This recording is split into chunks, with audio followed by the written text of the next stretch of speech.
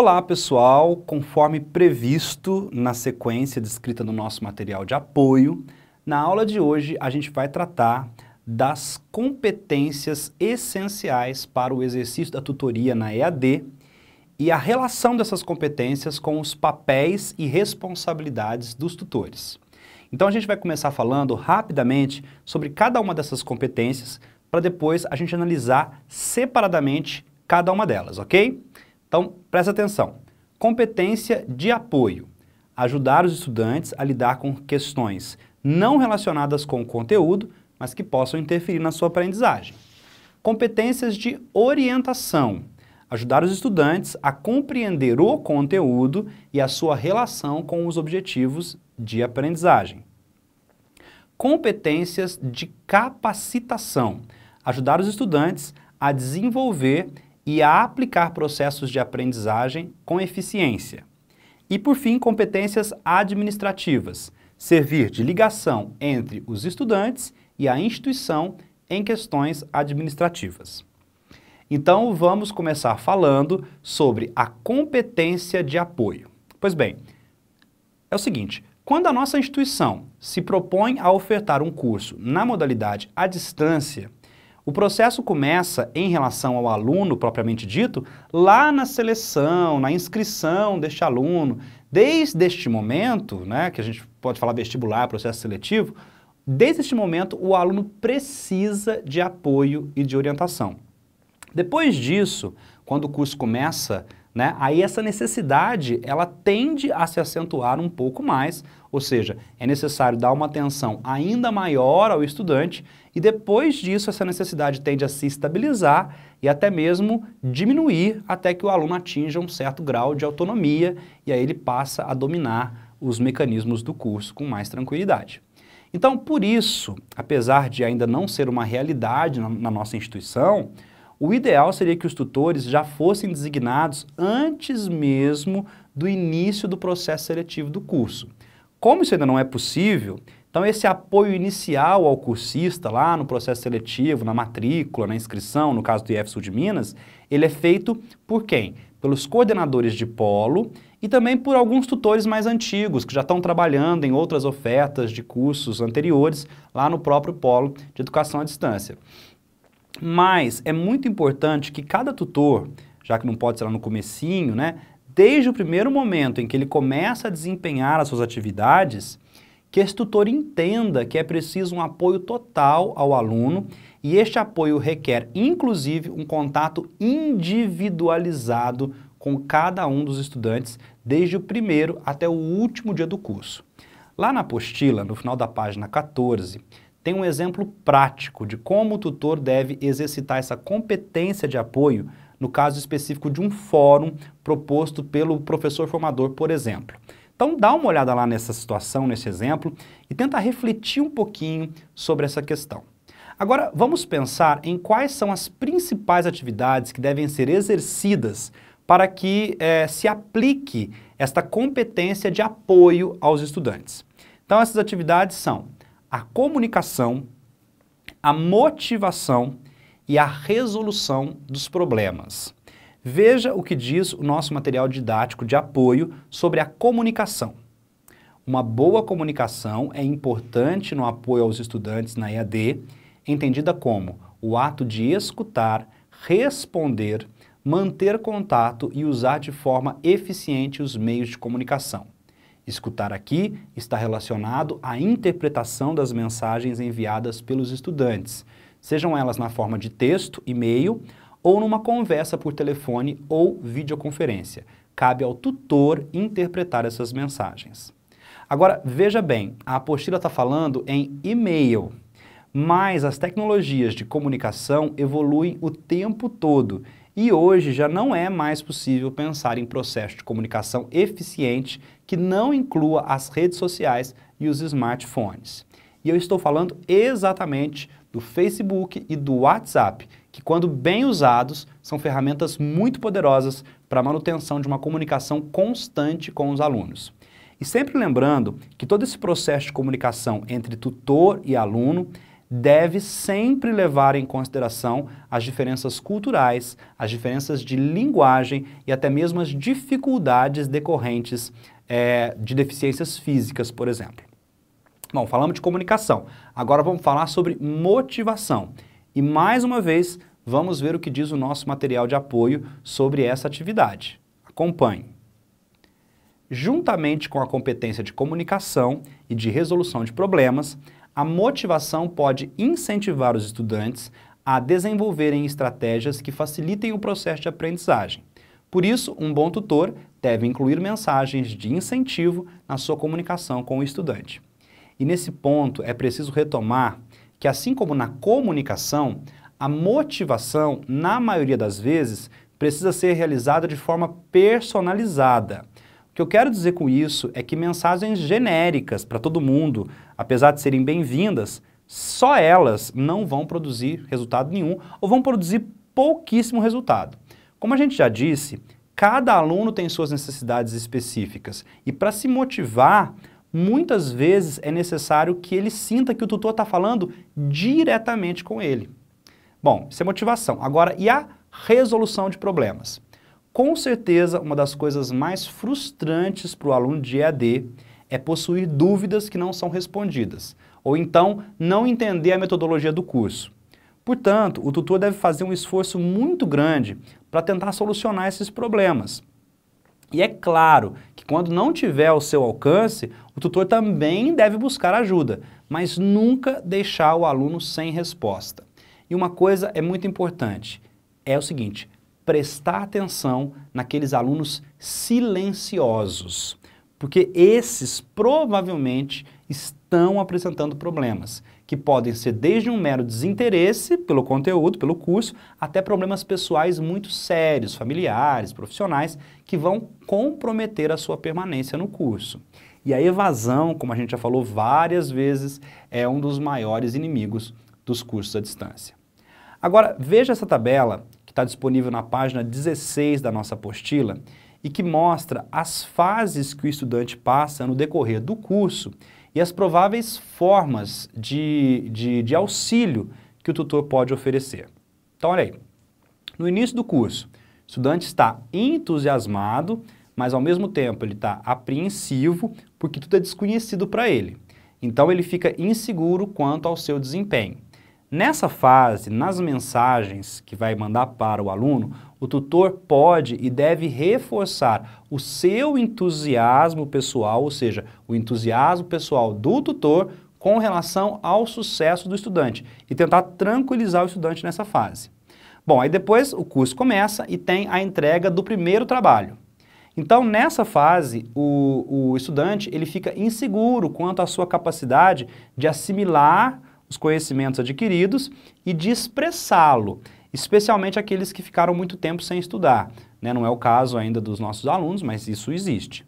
Então, o tutor nessa fase ele deve tranquilizar o aluno, ele deve comentar que isso é muito mais comum do que parece, né? Que o aluno só vai vencer esses temores se ele tentar fazer os exercícios e testes. O tutor deve enfatizar que esse é o momento para ele, para o estudante, ter a real percepção de como é que ele está no curso e de que essa etapa é fundamental ao processo. Inclusive ele perder a vergonha de escrever e mostrar aquilo que escreveu para o tutor e postar aquilo na plataforma. Bom, aí durante o curso surgem dificuldades diversas e a desmotivação pode levar ao abandono do curso. Então o tutor, nessa fase, ele deve esclarecer quanto às dificuldades do curso, com relação ao tempo necessário para estudo, o aumento no grau de complexidade das disciplinas, por exemplo. Mas, apesar de falar da dificuldade, o tutor deve motivar o aluno a superar essa fase, fazendo ele ver, por exemplo, as competências e os conhecimentos que ele já adquiriu. Olha para trás e vê o que já aconteceu, e aí você tem um estímulo para andar para frente. E também pode sugerir nessa fase aí estratégias que possam favorecer o aprendizado. Como a gente já disse na aula passada, né? Sugerir a forma de estudar, de organizar o tempo, né, pessoal daquele aluno, enfim, isso é muito importante. E aí nas provas finais, o aluno geralmente fica muito ansioso, principalmente se ele precisa melhorar as notas, está dependendo daquela nota para passar, enfim, para concluir o curso. Aqui, o tutor deve dar uma ideia do que pode ser pedido nas provas, né? E sugerir aí as estratégias de preparação, dicas de estudos, enfim. Então agora vamos passar para a segunda categoria de competências. Competências, obviamente, como a gente está dizendo aqui, para o exercício da tutoria, que aqui a gente está chamando de competências de orientação. Então veja o que diz a apostila sobre isso, competências de orientação. Orientação é o termo usado quando nos referimos às atividades que auxiliam os estudantes na compreensão e aplicação do conteúdo do curso disciplina. Bom, antes de mais nada, é importante a gente estabelecer um paralelo entre as competências de apoio, que em síntese referem-se à forma correta de proceder à comunicação e à motivação dos alunos sem relação com o conteúdo, e as competências de orientação, que vai ser o uso das competências de apoio, ou seja, da comunicação e da motivação, para orientar os alunos quanto, agora sim, aos conteúdos do curso, os trabalhos que precisam ser realizados, os problemas e questões acadêmicas que vão surgir durante a oferta.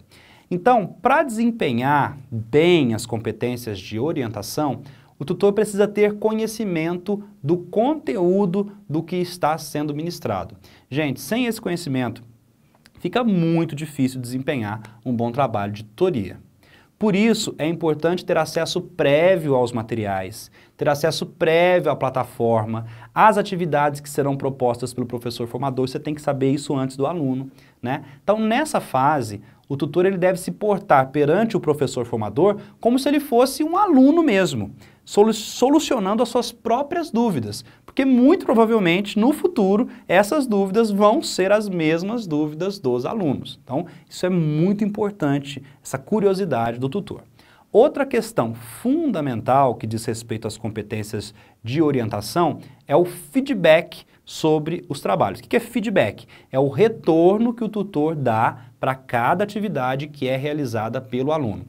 Esse é um dos aspectos mais importantes do trabalho de tutoria e, de fato, toma muito tempo do tutor. Mas ele é fundamental, e é fundamental que este trabalho aconteça desde o momento em que uma atividade é proposta até o final, quando o aluno vai receber a nota desta atividade. E não vai receber só a nota, ele vai receber a nota e um comentário sobre a nota. Então, antes da atividade ser realizada, o que o tutor tem que fazer?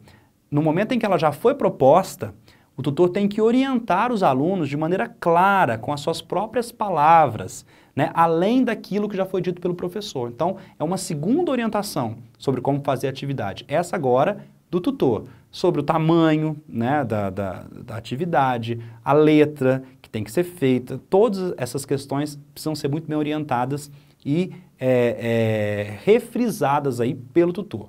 Agora, depois que os alunos já executaram esse trabalho, ou que já executou a atividade ali, o feedback do tutor, ele nunca deve deixar de enumerar os pontos fortes e os pontos fracos da maneira como o aluno executou o trabalho. Pensa nisso, pontos fortes e pontos fracos. Os pontos fortes vão ser uma alavanca de motivação, ao passo que os pontos fracos, eles vão ser instrumentos para a reflexão desse aluno.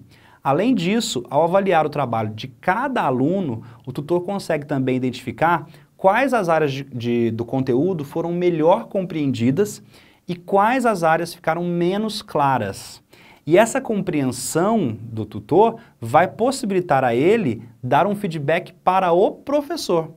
Então, essa ação vai coroar o processo de mediação, porque com ela o tutor vai agir nos dois polos do processo de ensino-aprendizagem. Ele dá o feedback para o aluno, mas ele corrige a atividade, sabe o que ficou claro, o que não ficou e dá o feedback para o professor.